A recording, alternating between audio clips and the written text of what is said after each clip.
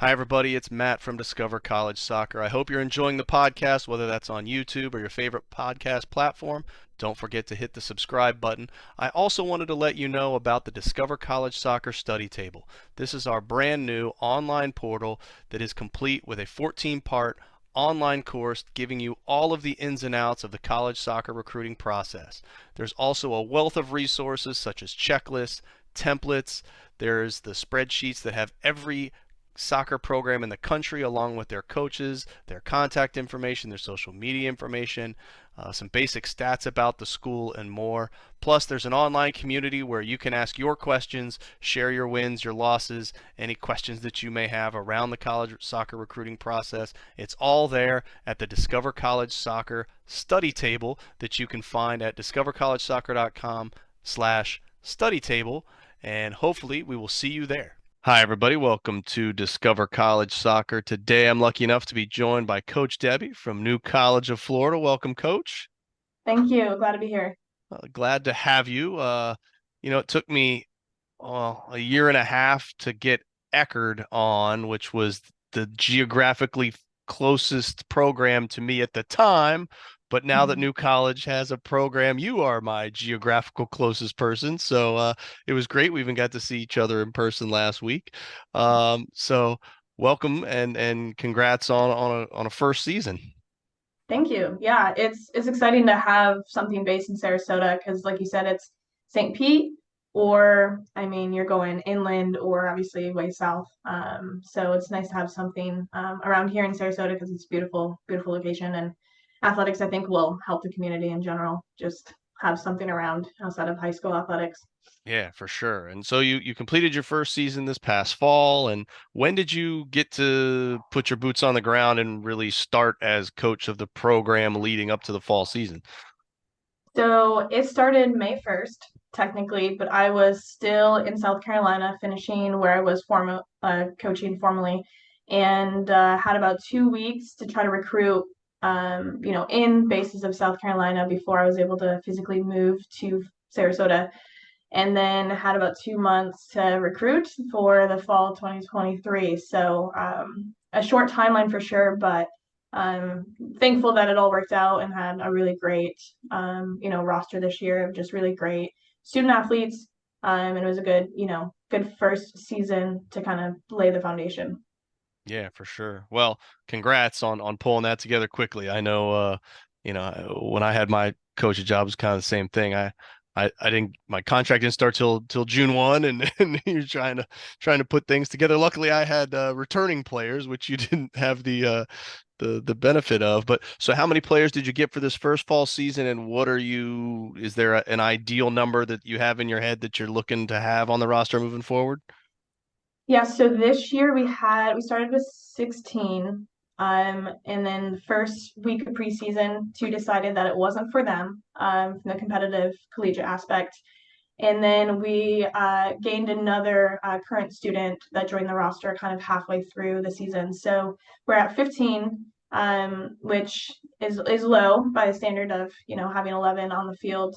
So ideal roster for next year for the varsity team would be, I would say, between 26, 28, enough to go 11 aside in practice. And of course, sometimes you have to navigate injuries and other variables that might limit, players being able to play, or be eligible in games. So that's a pretty, fair roster to be able to manage. Well, and I assume as a new program, obviously you don't have like eight kids in each class and a normal rotation of seniors graduating and freshmen coming on and that sort of stuff. So are you looking more at, junior colleges and maybe transfer portal, even though that's kind of NCAA stuff, but kids transfer um and internationals, do internationals figure into that at all? Yeah. So, well, for this summer, it was really primarily, seniors graduating in 2023, so freshmen, first time in college students. So that was the bulk of our roster this year. We had two international players from Germany. They were actually committed to a Division II school in New York, and that closed suddenly in July. So, fortunately, I was able to connect with them, and they decided to come here. And so what it's going to look like moving forward for the 2024 recruiting class and probably thereafter will be kind of a mix between, I mean, transfer students, would be coming in for at least a year, primarily 2 years of experience, college experience. So I think every program is looking at that if they can. We don't have access to the real transfer portal because we're NAI. So verified athletes is a really great resource that we have to be able to have those conversations with those, most of them that are in the portal. I would say based on kind of the cost of attendance and what we're able to do here so far, it will be a mix of in-state students with Bright Futures or Pell grants that would make it pretty affordable to come here. And then actually international students from like the Latin American regions, or there's about 30 countries that would be able to be gifted in-state tuition as well. So those are kind of the main two. But there are some really great local talented kids, in the state of Florida, especially in this region here in Sarasota, that heavily recruiting for as well. So I think there'll be kind of three different demographics. Well, more on that, to that last point, you're lucky in that you're, within a few minutes of the Premier Soccer Complex and IMG, and not, within an hour of the Tampa Sportsplex, where all these big tournaments happen year round. So, are you primarily just kind of getting yourself to stay local, or are you venturing out to other places? What are some of the tournaments and events that are kind of on your radar that you want to hit to see players at? Yeah, so fortunately, like you said, Premier Sports Campus is 30 minutes down the street. Tampa's an hour north of us. So fortunately, all of the major showcases and tournaments that happen, especially in the wintertime into the early spring, are here in Florida. So as far as a recruiting standpoint, it's nice to be able to guarantee heading out there for the weekend to scout local talent or teams that are coming out of state for those specific tournaments.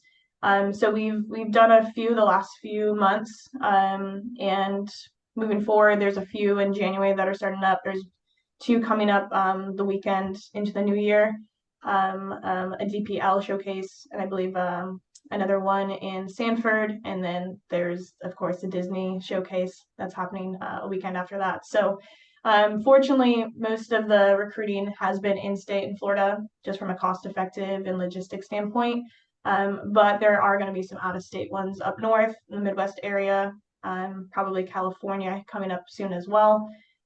So we'll kind of branch out there, but as far as being able to be able to find the recruiting showcases that are going to produce the most fruit for us, as far as being able to start conversations and hopefully get them to get on campus, and that whole process would mainly be in Florida. Okay. Now I know you worked the exact camp back in November, but are you guys going to host your own ID camps at New College, or just kind of look at other camps, or how important are camps going to be to this whole recruiting process? So we do have one scheduled for the winter. It's on January 20th. The It's always kind of balancing out, what tournaments or showcases are happening on certain weekends, and then trying to balance that out with times that aren't going to, naturally overlap, where we can guarantee enough players able to come out and potentially come to ID camp. What I'm finding is on that day, there's also an ID camp at St. Leo University as well. So, I might have to maybe change the date just because I'm allowing students the true platform to go and get as much exposure as they want. So that might change. So I'm working on those dates, but we'll have a winter ID camp, whether in January that day or maybe a little bit later into February. And then, of course, in the summer, we'll also have one. And the men's team is doing the exact same thing. So that'll be nice just to kind of build a brand, allow student athletes to come in and get an experience of meeting the current players on the team, meeting all the coaches, and just being able to get a better feel for what the new college program would look like. Okay. Well, whether it's camps, tournaments, wherever you're seeing players, kind of what makes up the hierarchy of things that you're looking for in a player, whether that's on the field attributes or off the field stuff. For me, it's I think a lot of local players, or even those out of state or internationally, have a basis of a foundation of technical ability. Physical stature is important too. as far as a college game. It's a physical game, higher speed of play. So really, it's finding players that are willing to embrace the physical part of college soccer, willing to go into tackles hard, are aggressive in both regaining possession, and just being able to keep possession. But outside of that too, is just I think it's a mentality, a true competitive nature where they want to come in and they want to get better, they want to develop, they want to do what's right in their role for their teammates. And so if I can find, players that are going to work hard, they're going to work hard for their teammates, they're committed to the team above self, and they have a really great character where I don't have to worry about them, off the field, they're going to do the right things, they're going to go to classes, they're going to take that seriously. They're going to, again, be a great fit for the program as we continue to build the culture here and the environment here. So those are really what I'm looking for, because the technical aspect, the tactical elements, that can be developed over their time here as well. Okay, that's awesome. Well, let's talk a little bit more about the school. I'm sure there's folks out there not familiar with New College. I mean, I guess it's been in the news some down here in Florida over the last year, but what was it that kind of drew you to the program? What are some of the awesome things about the school that you found in your time there so far? Maybe some stuff we wouldn't know just by going through the website. Yeah, so New College has been around since 1960. The name might confuse some people because they assume it's a new college, but of course it's been around since 1960. And really historically, New College has been a really, really great, well-renowned public liberal arts college, and so producing some of the best students to go on for higher, either graduate degrees or a lot of doctorate degrees, and able to be, leaders in their field. And so since we are a liberal arts college, we offer so many different, we call them areas of concentration, or similar to majors and minors. And so I think our academic model is really innovative and really allows or students or student athletes to come in and be able to get a degree that's tailored to them specifically, that's going to allow them into what career or field they want to work for. So it's kind of created in a way where someone can come in and say, hey, this is what I'm interested in, and they're going to be worked with a academic advisor and a career coach that's going to walk them and allow them to create a contract. So the contract is basically a semester where they're handpicking the classes with help and guidance from those two to be able to formulate, again, their degree path, and being able to pull from different AOCs to tailor it to them specifically. So it's not only just the tailored design for that student, but it's also then the hands-on experience, experiential learning that's involved in that process. And then every January we do an ISP, which is an independent study period, and that's where each student can go and within whatever field or AOC they're pursuing, go and get hands-on experience or start to do research or whatever they're created, whatever they would like to use that time for. So again, I think that makes us stand out as far as a true academic model. So students are coming here and they're getting a really, really valuable education that's going to prepare them for the future. Okay.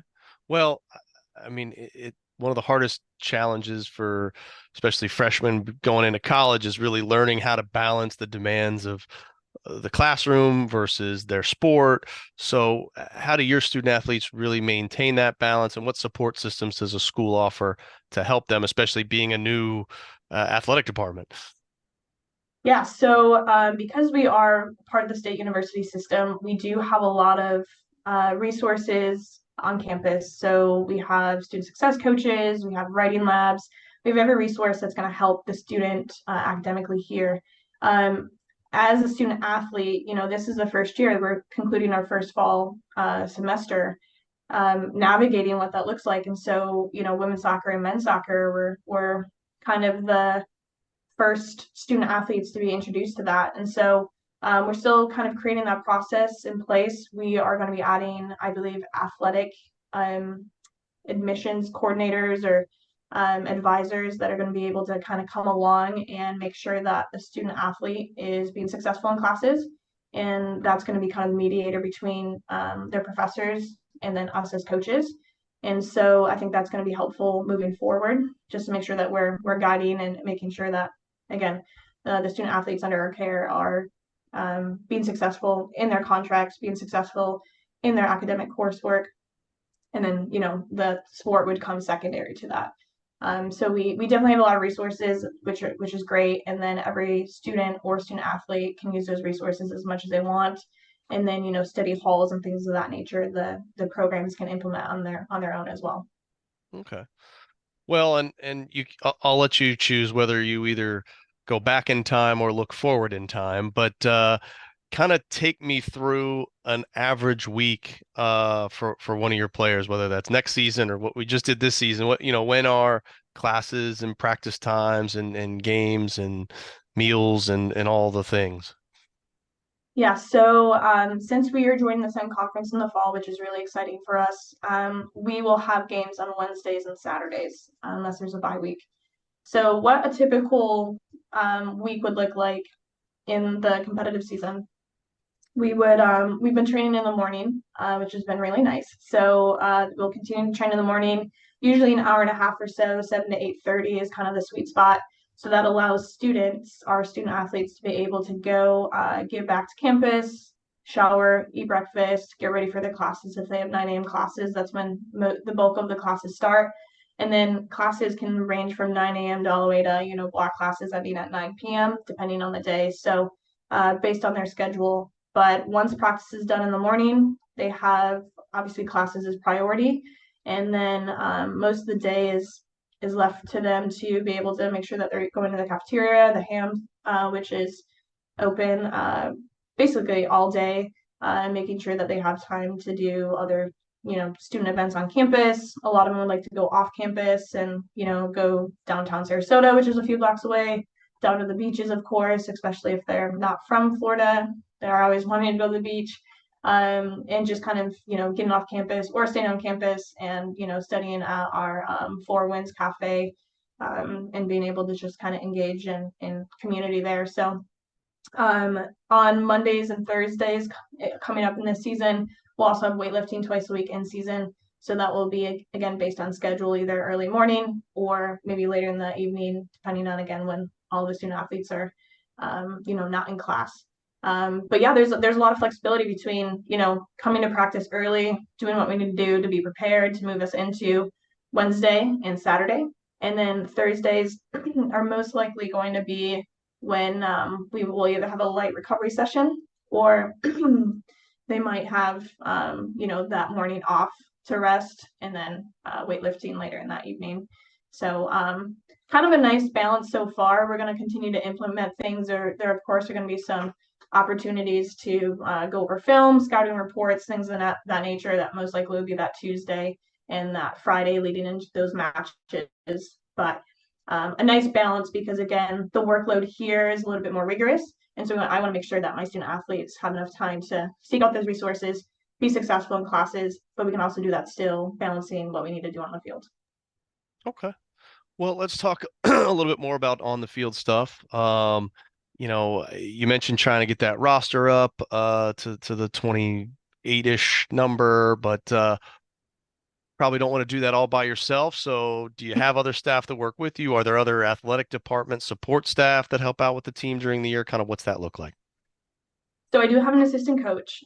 She graduated from UT Martin, and her and her family actually moved here to Lakewood Ranch, and so she works full time for her dad's company, consulting company. But she's my part-time assistant coach right now, and she does a really great job. And so what we're looking for right now is we have an open position for a JV head coach, full-time position, then also a supplementing time as being an assistant coach for the varsity team as well. And then we have one more position that could either be a grad assistant position or another part-time assistant coach that we're looking to fill as well, leading into the fall 2024. And so those postings are on our website. And then right now, the community of coaches here, we're creating opportunities where we're helping one another in their programs, whether it's, again, little things or admin tasks or things of that nature. So that community has been helpful. But as we go into the spring, we will since our roster is still, going to be between 15 to 18 in the spring, maybe closer to 19, that's still pretty manageable between the two of us. But again, the hope is to be able to bring on 2 more additional coaches and then being able to manage, a first team and a second team potentially next fall. Okay, so that was actually going to be one of my questions. I know a handful of those Sun Conference teams field those developmental teams, JV teams, whatever you want to call them. So you're looking to, even with 28, kind of potentially have that 2-team balance. So the goal is actually to get to 40, around 40 as a roster within the program. And so then it's kind of designing, the first, second team or the varsity reserve team. And for us, it's going to be a little bit more fluid. It's going to allow everyone the opportunity to get as much game experience and exposure. And then, fluid enough where if someone that's pegged as the first team or varsity team, if they're not doing what they need to do or they're not taking classes seriously, they're not meeting our standards, or performance is dropping, being able to, again, adjust, or, someone that comes in that might need a little bit more time to get used to the speed of play and the physicality of the college game, allowing them that opportunity and then, potentially earning minutes on the first team. So that's the goal. So that means there's about 25 to 27 players to recruit for the fall 2024. So definitely a big recruiting year for us, and then hopefully then with retention and having that additional full-time JV coach, we can manage the team well and be able to have more of a regular recruiting cycle that most other programs have, where you're bringing in maybe 5 to 10 depending on who's graduating and who's leaving. Okay, well, that makes sense. Well, all right, now we get to talk about you though specifically. So how would you describe kind of your style of coaching and that style of play that you're looking to implement on the team? So I really like kind of the indirect, kind of hybrid. It's not tiki-taka style necessarily, but it's, using width as much as we can, using combination play, link play to progress the ball forward from, the defensive third into the attacking third, finding our moments to naturally overload in certain areas of the field, just so we're successful with keeping possession and, being able to move the opposition and then find moments to break those lines and move forward together as a unit. So the principles will stay the same as far as the formation of the system we're playing. We'll kind of, adapt based on who we're playing, the personnel of the players that I have. But this year we played a 4-3-3 that did seemingly well for us. And then with the addition of some really great players coming in the fall, I'd like to be able to not only learn the 4-3-3 well, but be able to switch between other systems, well, whether a 3-5-2, a 4-2-3-1, even a 4-4-2 potentially. Again, matching up the skill set of our players and then also the opposition that we're playing. But yeah, it's going to be a mix of indirect possession and then counter pressing in certain moments. So the players are going to definitely have to be fit. And hopefully we have enough depth where we can kind of rotate through if we're going to be a pressing team or a counter pressing team in majority of the games. But yeah, and that's kind of how we would like to play and what we're building towards. And we have a good foundation of some players that are really buying into that, or are coming from club or high school that play a similar style. I do know that the college game can be very direct, and there are going to be moments to be able to do that as well. So it's just making sure that the players understand when those moments are. And as far as the coaching style, I really believe in creating a fun, competitive, high intensity atmosphere, but where there's going to be a sense of joy and alignment within, peer to peer or teammate to teammate, where they're able to you work hard for one another. They're bought into, creating a foundation and the opportunity to compete, but doing it again for one another and not for themselves. And for me, it starts with my coaching staff, myself, and those around me, to be intentional with building relationships, intentional with creating having them have a sense of autonomy in decision making, and making sure that we're encouraging, we're motivating them, we're creating a space where we're stretching them and challenging them, but we're doing it in a way where they know that they're safe and that they can enjoy that process of developing. And so that's kind of the environment that we're looking to build and have started to build, because sadly most student athletes when they're looking for a program, they want a place where they belong. They feel like they belong. They feel like it's a family. There's no clickiness or divisiveness. And sadly, sometimes most programs, whether it's high school club or other formats, that exist. So for here, can we separate or be set apart where you love it, you love your teammates, you have really great relationships with your coaches and your teammates, but we're working hard, we're competing, and I think both can exist. Absolutely. Well, Coach, you've been awesome, and I appreciate your time. I want to leave you with one last question, and that is, if you had one piece of advice, one nugget of information that you wish every kind of player going through this college recruiting process would know, what would that be? Mm-hmm. Good question. I would say it's never too late in the recruiting process. And there's always going to be programs that are looking for people, even if you're in your senior year and you're a few months from graduation. I mean, I built a team on, 15 individuals that didn't know that they were going to be playing college soccer or, didn't have that same exposure. So I'd say, being able to start early obviously is helpful, but keeping an open mind into the programs that are reaching out to you. Don't buy into this narrative that it has to be Division 1 or it has to be a certain status or level, because sometimes reality is you've either missed that window or you might not be able to play in that system. And so being open to what you want your college, soccer experience to look like, and that might be a different college or a different program than what you may have considered in the beginning. So just be open in the recruiting process, hear out coaches, and just make sure that you're allowing yourself all those opportunities, and to continue starting even if you feel like it's too late. Absolutely. Well, couldn't agree more, Coach. Really appreciate the time. It's been great talking to you in person as well as on here, and I'm sure I'll see you over at one of these tournaments or somewhere else here soon. All right. So Mm-hmm. have a great holiday, and thanks for being on. Thank you. I appreciate it. The Discover College Soccer podcast is sponsored by VIO. VIO is the #1 AI camera solution helping players capture college recruitment videos. Check out their new starter and family options by clicking on the link in the description or visit Discover College Soccer to learn more.